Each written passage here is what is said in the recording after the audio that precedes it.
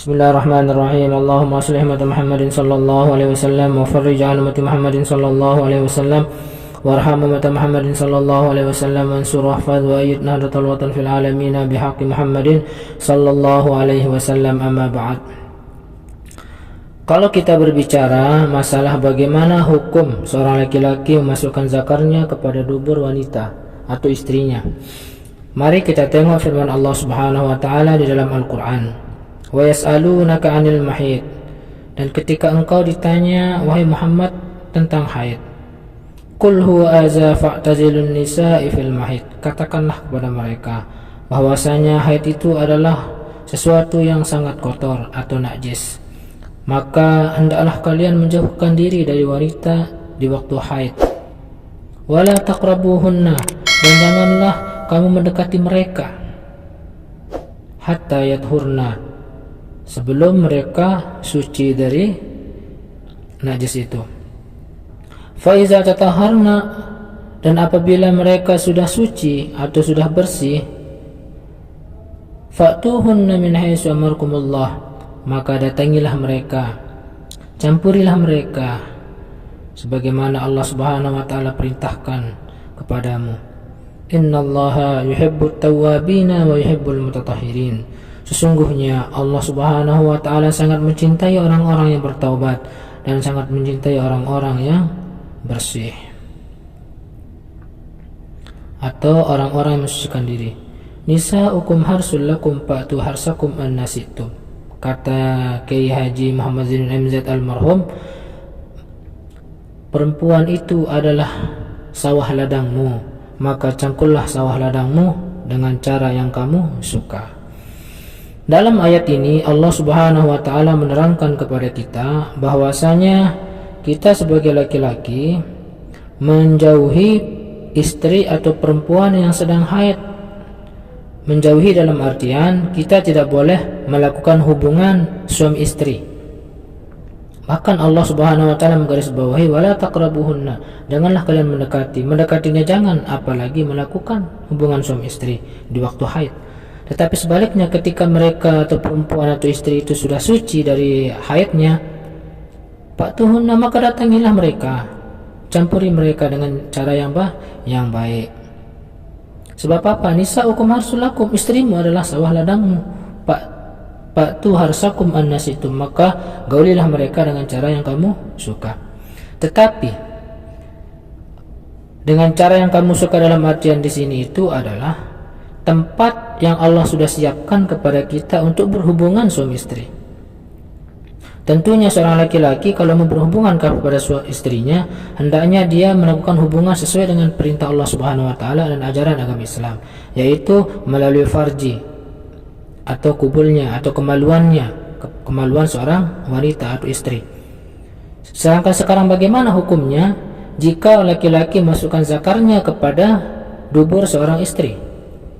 Maka melihat daripada firman Allah Subhanahu wa taala ini bahwasanya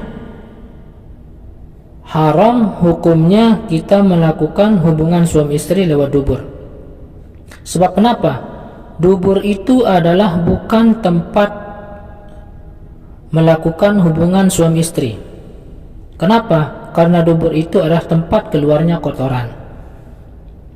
Lagi sekali, dubur itu bukan tempat melakukan hubungan suami istri, tetapi dubur itu tempat keluarnya kotoran, sehingga dilarang oleh Allah Subhanahu wa taala. Allah sudah siapkan kita farji wanita atau kemaluan wanita, tempat kita bercocok tanam, bukan yang lain. Allah Subhanahu wa taala bahkan mengatakan bahwa perempuan itu adalah sawah ladangmu, maka gaulilah mereka dengan cara yang kamu suka itu, tetapi yang harus sesuai dengan tempatnya, bukan yang lain. Dubur itu bukan tempat melakukan hubungan suami istri, tapi itu tempat keluarnya kotoran. Sebagaimana hadis Nabi sallallahu alaihi wasallam yang diriwayatkan oleh Imam Abu Dawud dan An-Nasa'i, mal'unun man ata imra'atan fi duburiha, terkutuklah orang-orang yang mendatangi perempuan pada duburnya. Bahkan Imam At-Tirmizi dan An-Nasa'i juga meriwayatkan sebuah hadis dari Ibnu Abbas, la yanzurullah ila rajulin ata rajulan aw imra'atan fi duburiha, Allah tidak akan melihat orang laki-laki yang bersetubuh dengan sesama laki-laki atau orang laki-laki yang mencubihi perempuan pada duburnya. Ini sanadnya adalah sahih. Mendatangi perempuan pada duburnya adalah perbuatan yang sangat diharamkan oleh Allah Subhanahu wa taala bagi laki-laki dan perempuan. Berdasarkan firman Allah yang mengisahkan tentang kaum Nabi Lut, "Innakum latatuna al-fahisah ma sabaqakum biha min ahadin minal alamin." Sesungguhnya kalian melakukan perbuatan keji yang belum pernah dilakukan oleh suatu orang pun sebelum kalian di alam ini. Oleh karena itu, seluruh kaum muslimin wajib menghindari hal itu dan menjauhi segala sesuatu yang telah diharamkan oleh Allah Subhanahu wa taala. Para suami harus menjauhi perbuatan mungkar ini. Begitu juga para istri harus menjauhi serta tidak memberikan jalan kepada suaminya untuk melakukan kemungkaran yang besar ini, yaitu bersetubuh ketika haid dan nifas atau bersetubuh pada dubur. Kita mohon kepada Allah Subhanahu wa taala keselamatan bagi kaum muslimin dari segala sesuatu yang bertentangan dengan syariatnya yang suci ini. Adapun jika sepasang suami istri yang terlanjur melakukan persetubuhan melalui duburnya karena belum mengetahui larangan dan setelah kejadian itu baru mengetahui hukum, maka diwajibkan mandi atas suami maupun istri. Di dalam kitab-kitab fikih telah dijelaskan bahwa yang wajib mandi adalah persetubuhan melalui farji dan dubur meski hal itu dilarang.